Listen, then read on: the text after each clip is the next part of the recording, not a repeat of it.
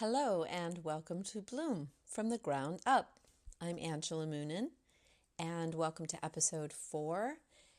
If you've tuned into any of the podcasts, you know that I do not plan the content of the podcast, although that may change.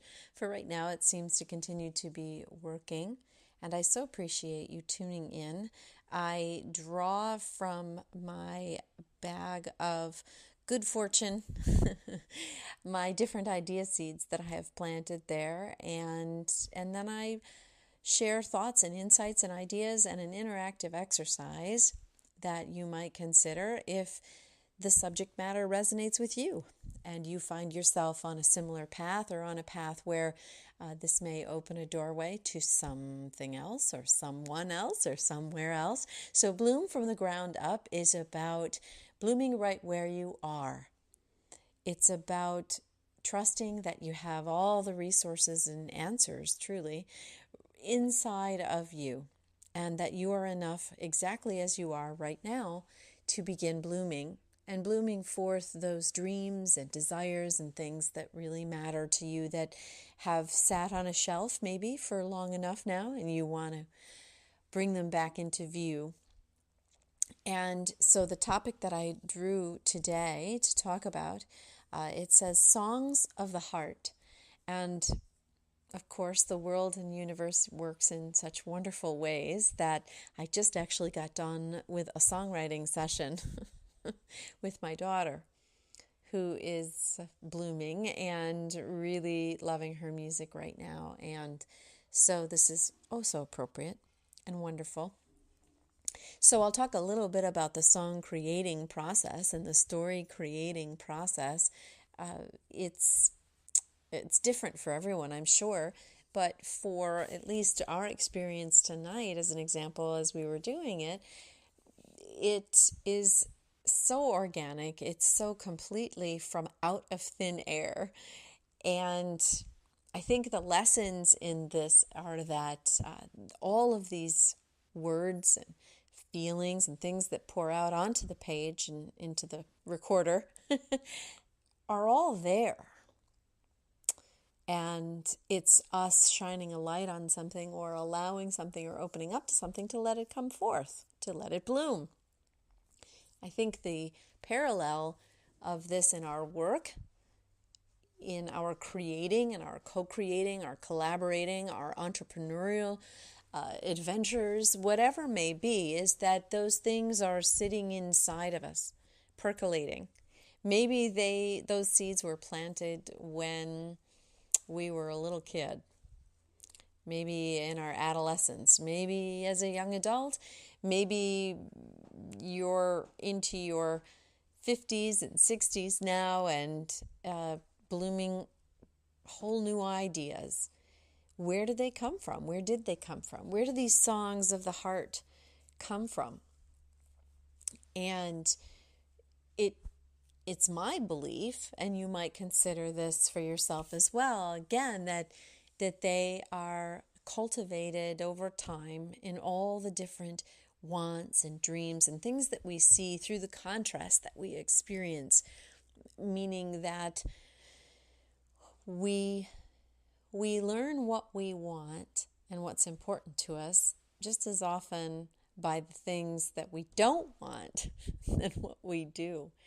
So when we see something or experience something and say, oh, I'd much prefer it feel differently, or I'd much prefer to have this in my life, or to have that person in my life, or to have a relationship like this versus the one I have, that contrast allows us to sift and sort. And it's the same way with our story, our song, whatever creation we're looking to give birth to, is through that contrast discerning what is important to us, what matters to us. And to me, songs of the heart means something real. It means authenticity. It means opening up to the feelings and emotions and reconnecting with your feelings. So many business owners and corporations, leaders of corporations, are incredibly disconnected from their feelings. They know when they're angry. They know when they're stressed. They believe that all of those feelings come from outside of them and are asserted onto them when really it's always us. It's always being created from the inside out. So songs of the heart, the best way to write a song, the best way to write a story, the best way, or the better way, I guess. There isn't a best way, right? The better way to create is to allow, to get very quiet with yourself and listen to your heart. Listen to what it's saying to you. Listen to your body. Your body's your best compass. What is it saying to you? And then how might you wish to articulate that, whether it's on a canvas, painting, whether it's through songwriting, through music, whether it's through a particular hobby, a craft, whether it's out on the golf course, it doesn't much matter. Wherever you feel like you're creating something or co-creating something with others or with your higher self, your inner artist, whatever that looks like and feels like to you, let it be real. Not necessarily what others think it should be, but what you're feeling in your heart. Not judged by, well, should I say this or do this for fear of what others may like or not like. One of the lessons that I just was sharing with my daughter as we were co-writing this song together was that to try and imagine that it's going to be perfect when it first comes out is foolhardy. You know, if it comes out and it's perfect, fantastic, but that's not likely. That's why you have first drafts and second drafts and third drafts and fourth and fifth and sixth and seventh and 10 drafts before you really have landed upon what you feel is masterful. And that is all of life, is it not? This is your first draft, your second draft, your third draft, your fourth draft. So what do you want to draft? What story do you want to tell? What do you want to say that's been stuck inside your heart or inside your body or inside your brain, and you want to get it out there into the world? You want to let the light shine on it. And you don't even need to share it with anyone else. You know, if the fear is too great of how it might be judged, then do it for yourself. You'll be amazed when you get that first draft down, and when you get the, I just say to McKenna, when you get the gook out, let the gook run out first. Get the gook out of the way, and then things just start flowing. And when people get frustrated, when artists, writers, business people, it's always because, you know, they aren't materializing things in fast enough, you know, or perfectly enough. What they might not realize is that if you keep going, if you keep fertilizing it and keep cultivating it, you might surprise yourself with a masterpiece. It might take more drafts than you would prefer. But because we're always changing, what you write today may not suit you 3 days from now, 3 weeks, 3 months, 3 years from now. May not suit you anyway. So just write and create what suits you right now, right here in this moment. And by doing that, moment by moment by moment, you'll be singing your song. You'll be doing it. So, songs from the heart. So would you like to try a quick exercise with me now for allowing your inner artist to come out? Imagine, think back to a time, if you could, when maybe your mom even, still to this day, keeps a piece of artwork that you created when you were a kid, or a model that you built. I remember, I think it was my grandfather that I remember models always around the house.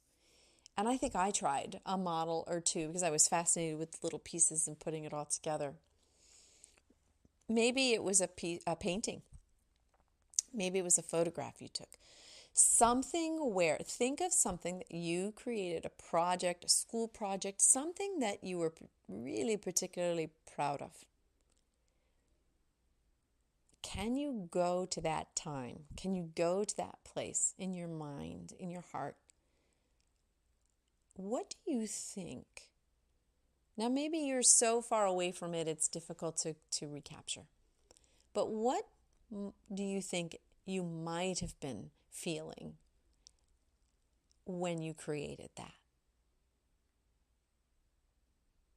Chances are you felt free and easy. You felt playful, happy, unbridled, excited. Wonderful feelings, right? So when you imagine whatever your next project is that you have to work on, and maybe it's a presentation for a client, maybe it is a conversation with a colleague, maybe it's something with your son, maybe it is something in your home, or you're thinking about what you might do with your garden this spring. Whatever project might be on the near horizon, hopefully maybe even something that you could be planning on to do tonight for yourself or tomorrow. Can you first, before you dive in to that project, however mundane the project might be, by the way,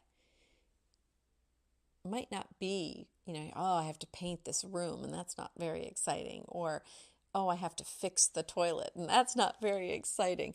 I have to do this presentation for this client that I really would actually prefer not renew with me. or an Excel spreadsheet. I don't know, you're putting together a budget or something. Whatever it might be. It doesn't have to be that brilliant painting or brand new piece of music, albeit if it were, that's lovely. Whatever task you're about to approach, could you do it creatively? Could you do it from the heart, however mundane on the surface it might feel to you? Before you dive into it, could you go back to that place when you created something magical as a kid, as a teenager? Something that you were particularly proud of, or maybe not particularly proud of, it just sticks out in your mind. And take just 2 minutes, 3 minutes, and sit and get quiet enough so that you can scratch the surface even of what it must have felt like when you were doing that, whatever that was. And can you ignite even a spark of those feelings right here, right now, where you are before you begin your project? Can you do that for yourself? Because that's how you bloom. Sometimes it's the big, big leaps. Sometimes it's the big, big steps. But usually in life, it's the little wee one bit step at a time. You just gotta crack open the egg, just an ever so slight crack. And then you crack it again, and you crack it again, and then suddenly, voila, there it is. Beautiful omelet. So that's it for this podcast. Simple, straightforward. Songs from the heart. Songs from your heart. Stories from your heart. Create. You are creative. I promise you would not be on this planet if you were not. Here's to your blooming. Are you ready to bloom? I believe this is going to be your year.